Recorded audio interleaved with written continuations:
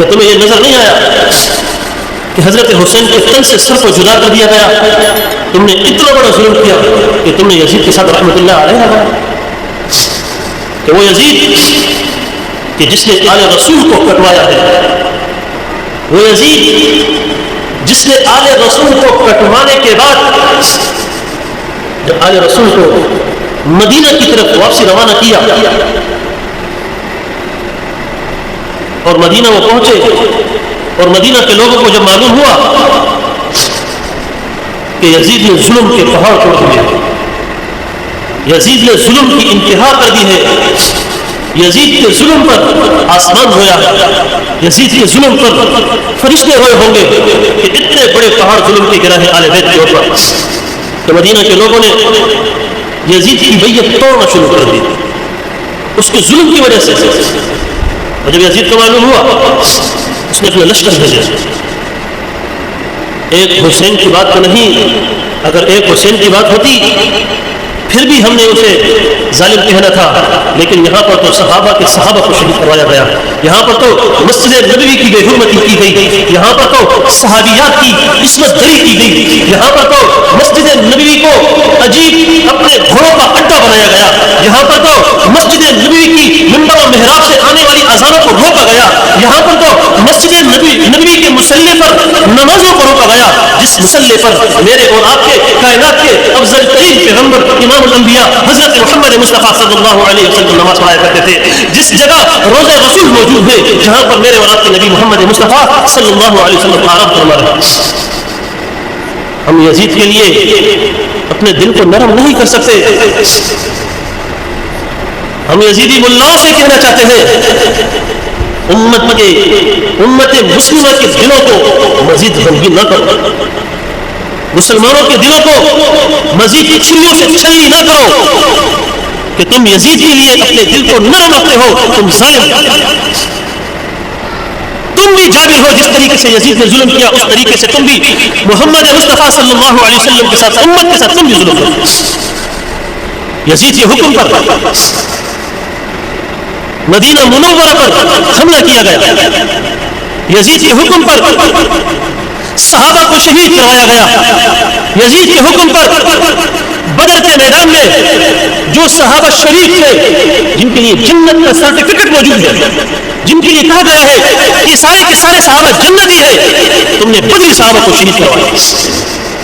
یزید کے دور حکومت کے اندر بدری صحابہ شہید ہوئے، یزید کے دور حکومت میں مسجد نبوی کے منبر و محراب سے اذانوں کی آوازوں کو بند کیا گیا، یزید کے دور حکومت میں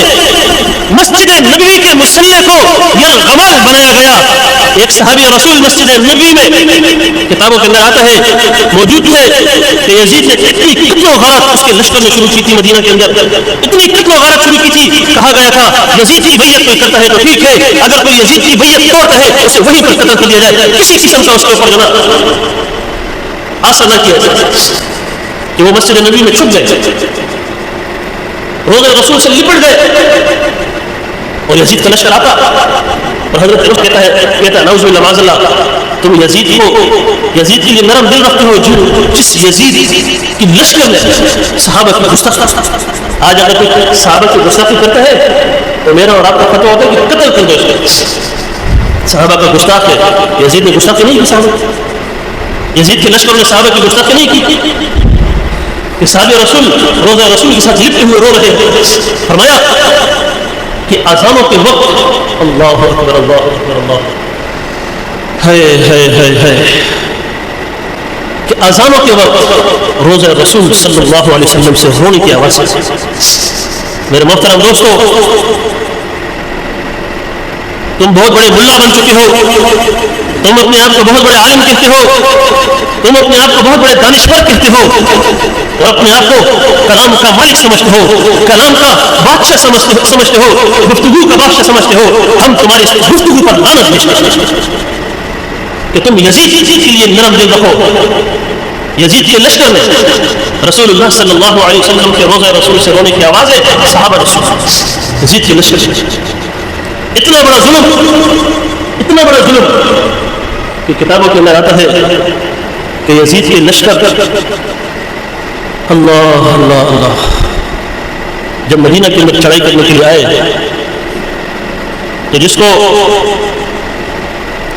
لشکر کی سپہ سالاری دی گئی اس نے اپنے لشکر سے کہا کہ تمہارے لیے مدینہ کا خزانہ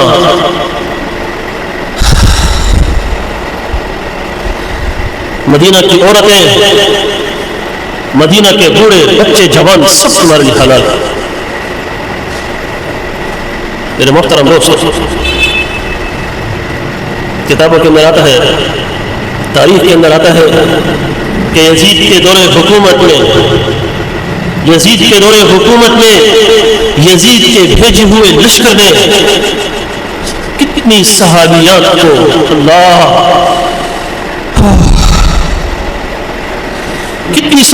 کو حاملہ کیا، کتنی صحابیات کے ساتھ زنا کیا۔ یزید کے دور حکومت میں کتنی ہماری صحابیات، ہماری مائیں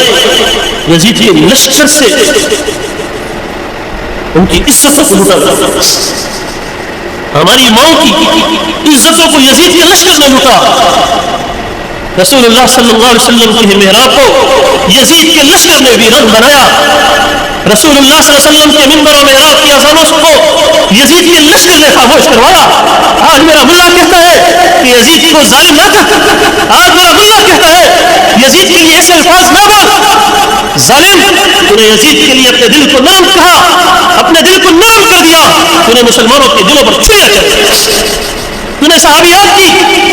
دلوں پر تو نے چھری چلائی ہے، تو نے روزہ رسول صلی اللہ علیہ وسلم پر چھریاں چلائی۔ یزید کے دور حکومت میں ہزاروں صحابیات یزید ظالم اس کے لشکر کے لوگوں سے حاملہ ہوا۔ جس صحابی کو دیکھتے، جو صحابی یزید کی مخالفت کرتا اس کو وہیں پر کاٹ دیا جاتا۔ حضرت مدینہ میں روزہ رسول میں آ کے دیکھتے اور کہتے یہ پاگل ہو چکا ہے، یہ پاگل۔ اور روزہ رسول کے ساتھ لپٹا، وہ اذانوں کے وقت، وہ نمازوں کے وقت رسول اللہ صلی اللہ علیہ وسلم کے رونے کی آوازیں سنے۔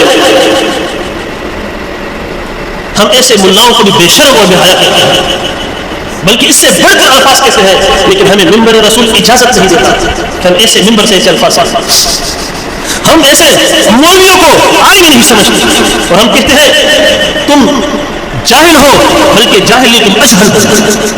جاہل سے بڑا ایک لفظ ہے، تم اجہل ہو، تم جہال ہو۔ تم نے تاریخ کا مطالعہ نہیں کیا، تم نے تاریخ شیطانی تاریخ پڑھی ہے، تم نے تاریخ کا مطالعہ نہیں کیا، تم نے یزید کے اس منظر کو نہیں دیکھا، تم نے یزید کے اس لشکر کے منظر کو نہیں دیکھا جس نے مدینہ پر چڑھائی کی، تم نے یزید کے لشکر کے اس منظر کو نہیں پڑھا جس نے صحابیات کو اپنے نطفے سے حاملہ کیا، تم نے یزید کے اس لشکر کے منظر کو نہیں دیکھا جس نے روزہ رسول کو رلایا، تم نے یزید کے اس لشکر کے منظر کو نہیں دیکھا جس نے منبر رسول کو محروم کر دیا 3 دن کے لیے، تم نے یزید کے لشکر کے اس منظر کی نشان اور دیکھا نہیں، پڑھا نہیں، سنا نہیں کہ روزہ رسول اللہ صلی اللہ علیہ وسلم کے مصلی کو 3 دن کے لیے تم نے ویران کیا، مسجد نبوی کو ویران کیا۔ تم اسٹیجوں پر آ کر امت کو خراب کرنے کی کوشش کرتے ہو، تم اسٹیجوں پر بیٹھ کر غلط تاریخ بیان کرتے ہو مسلمانوں کے ساتھ۔ قرآن و سنت کو دیکھو، قرآن و سنت سے ہٹ کر نہ دیکھا کرو، قرآن و سنت کو دیکھو، قرآن و سنت سے ہٹ کر اپنی گفتگو نہ کیا کرو، قرآن و سنت کے مطابق امت مسلمہ کی رہنمائی کیا کرو، لطالہ نہیں کرو کسی کو۔ تاریخ اگر تم نے نہیں پڑھی نہ سنایا کرو لوگوں کو تاریخیں، تاریخ کا مطالعہ اگر تمہارا ناقص ہے اسٹیجوں پر کھڑے ہو کر اس طریقے سے ولولے اور جذباتی انداز کے اندر یزید کی حمایت نہ کیا کرو۔ اگر تمہیں تمہاری تاریخ اور تمہارا علم ناقص ہے لوگوں کے سامنے اس جذبات کے اندر لوگوں کے سامنے نہ ابھرا کرو کہ تم لوگوں کے سامنے یزید کی حمایت کرتے ہو، لوگوں کے سامنے یزید کو رحمت اللہ علیہ کہتے ہو، لوگوں کے سامنے یزید کے لیے نرم گوشہ اختیار کرتے ہو۔ ہم یزید کے لیے نرم گوشہ اختیار نہیں کرتے، ہم یزید کو کل بھی ظالم کہتے تھے، ہم یزید کو آج بھی ظالم کہتے ہیں، ہم یزید کو قیامت کی صبح تک ظالم کہیں گے۔ یزید کے لشکر نے صحابیات کو حاملہ کیا، یزید کے لشکر نے مسجد نبی کو ویران کیا، یزید کے لشکر نے مسجد نبی کے منبر و محراب کو ویران کیا، یزید کے لشکر کی وجہ سے روزہ رسول سے رونے کی آواز آئی۔ اپنا علم مسلمانوں کے سامنے نہ جھاڑا کرو، تمہارے اس وسیلے سے، تمہاری اس بکواس سے مسلمانوں کے دل مجروح ہوتے ہیں۔ تمہاری اس بکواس سے مسلمانوں کے دل ٹوٹتے ہیں، مسلمانوں کے دل روتے ہیں کہ تم نے حضرت حسین کی قربانی کا مذاق بنایا، تم نے آل بیت کی قربانی کا مذاق بنایا، تم نے مدینہ کی صحابیات کی عصمت دری کا مذاق اڑایا، تم نے روزہ رسول کے رونے کا مذاق بنایا، تم نے مسجد نبی کی ویرانی کا مذاق بنایا، تم نے مصلی رسول کی ویرانی کا مذاق بنایا۔ میرے محترم دوستو، میں اپنی بات اسی پر ختم کرتا ہوں کہ ان میں سوشل میڈیا پر جب گفتگو سنتا ہوں، عجیب گفتگو ہوتی ہے، نہ رسول اللہ کی پرواہ، نہ قرآن کی پرواہ، نہ اہل بیت کی پرواہ، بس مشہور ہونا ہے سوشل میڈیا کے ذریعے، میرا ایک نام ہو جائے سوشل میڈیا کے ذریعے، دنیا کے اندر میں پھیل جاؤں۔ تمہاری زندگی پر لعنت ہو کہ تم اہل بیت کی قربانی کا مذاق اڑاتے شروع ہوتے ہو، تمہاری زندگی پر لعنت ہو کہ تم صحابیات کی عصمت دری کا مذاق اڑاتے مشہور ہونے کی کوشش کرتے ہو، تمہاری زندگی پر ہزار لعنتیں ہو کہ تم روزہ رسول، مصلی رسول، منبر رسول کی ویرانی کا مذاق اڑاتے ہو۔ اللہ تعالیٰ سے دعا ہے کہ اللہ تعالیٰ ہمیں صحابہ سے محبت کرنے والا بنائے، ہمارے دلوں کے اندر حضرت حسین اور اہل بیت کی محبت ہمارے دلوں کے اندر نصب کرے۔ اللہ تعالیٰ سے دعا ہے کہ اللہ تعالیٰ مدینہ سے محبت کرنے والا بنائے۔